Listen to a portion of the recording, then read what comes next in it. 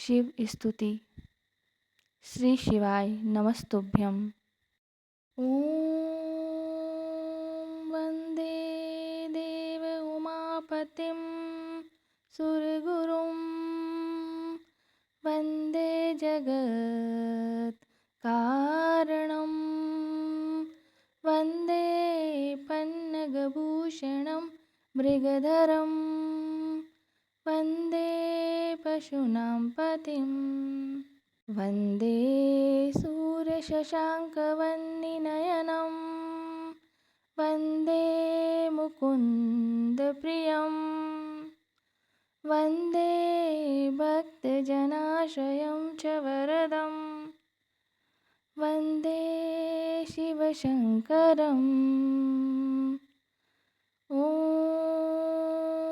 वन्दे देव उमापतिं सुरगुरुं वन्दे जगत्कारणं वन्दे पन्नगभूषणं मृगधरं वन्दे पशूनां पतिं वन्दे सूर्यशशाङ्कवन्निनयनं वन्दे मुकुन्दप्रियं वन्दे भक्तजनाश्रयं च वरदं वन्दे शिवशङ्करम्। ॐ वन्दे देव उमापतिं सुरगुरुं वन्दे जगत्कारणं वन्दे पन्नगभूषणं मृगधरं वन्दे पशूनां पतिं वन्दे सूर्यशशाङ्कवन्निनयनं वन्दे मुकुन्दप्रियं वन्दे भक्तजनाश्रयं च वरदं वन्दे शिवशङ्करम्। ॐ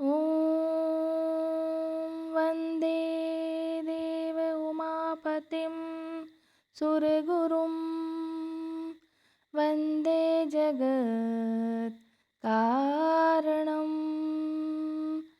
वन्दे पन्नगभूषणं मृगधरं वन्दे पशूनां पतिं वन्दे सूर्यशशाङ्कवन्निनयनं वन्दे मुकुन्दप्रियं वन्दे भक्तजनाश्रयं च वरदं वन्दे शिवशङ्करम्। ॐ वन्दे देव उमापतिं सुरगुरुं वन्दे जगत्कारणं वन्दे पन्नगभूषणं मृगधरं वन्दे पशूनां पतिं वन्दे सूर्यशशाङ्कवन्निनयनं वन्दे मुकुन्दप्रियं वन्दे भक्तजनाश्रयं च वरदं वन्दे शिवशङ्करम्। ॐ वन्दे देव उमापतिं सुरगुरुं वन्दे जगत्कारणं वन्दे पन्नगभूषणं मृगधरं वन्दे पशूनां पतिं